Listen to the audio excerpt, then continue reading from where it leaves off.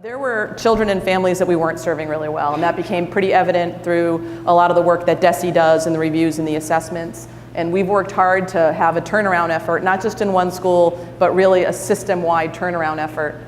We like to think of education as a community mission, and we want to transform the system that we have. So we're this small city, but we really punch out of our weight class with respect to the partners that we have in Salem, the PBD Essex Museum, the National Park Service, an array of youth service organizations, Salem State University, originally a teacher's college, a real rich array of partners who want to help our schools but aren't really sure how, and a committed group of leaders and educators within our community who want to do more but really aren't sure what to do with respect to a diverse educational setting.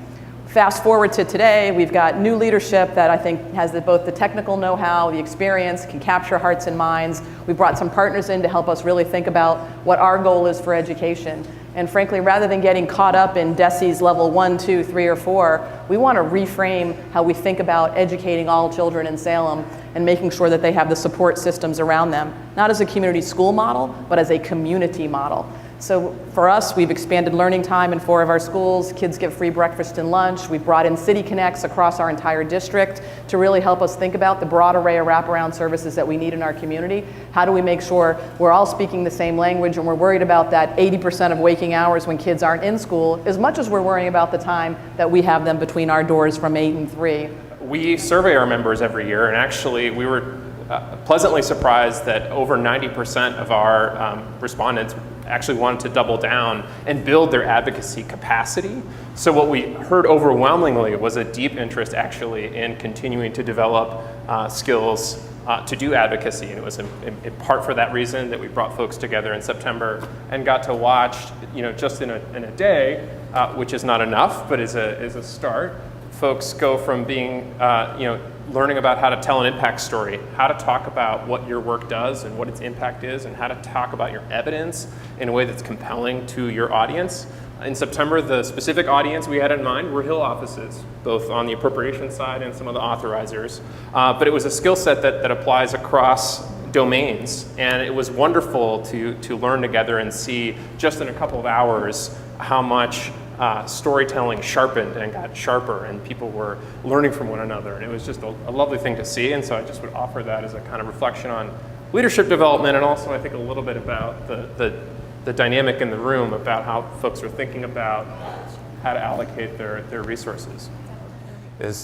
What we want to do is steer policy at the local, state, and federal level towards reinvesting in teachers and communities and empowering them to take charge and giving them the skills to do so. So I see changing the No Child Left Behind legacy of standardized tests as the biggest challenge we face in moving towards personalized learning, because the assessment needs to match the types of learning and teaching conditions that we envision in our classrooms and that we see in our best schools.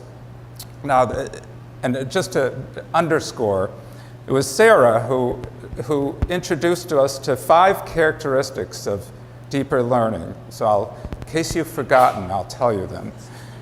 Joy, active engagement, meaning, iteration, and social interaction. Now, it's pretty safe to say that standardized testing strikes out on all of those.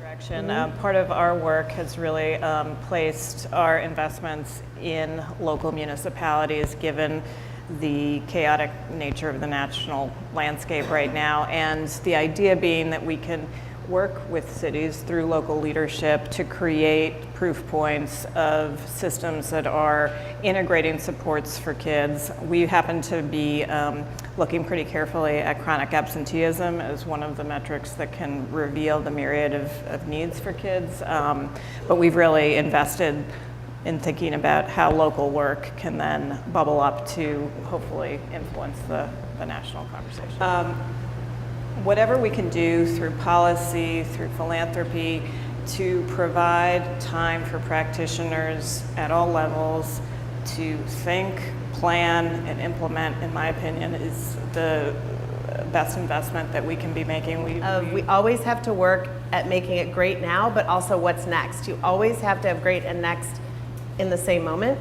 And that's what I would urge all of us on the policy advocacy. What do you do as advocates? So keep doing what you're doing, but don't just do it. Tell it, record it, evaluate it, tell us, tell everybody in the world, whether it's the mayor or it's a state person or it's a federal person, tell them what's happening now. And then I really plead to funders in the room, like start now funding the things that we know will be the next ESSA structures. So we know that we have to have a better assessment system. We know we have to have a better accountability system. In this moment, we did not have that. Something that we felt, that policymakers felt we could grab onto and really trust that we wouldn't lose equity, that we wouldn't lose all the things that I've gained that Bob talked about. So I just urge us to think in that way and not to give up, but all of us have to do it in our own different pieces, or we're going to lose the whole opportunity. The next time we can really reimagine things, our next opportunity, we should be have already defined that ask, already defined that story, and already have it set in place to do.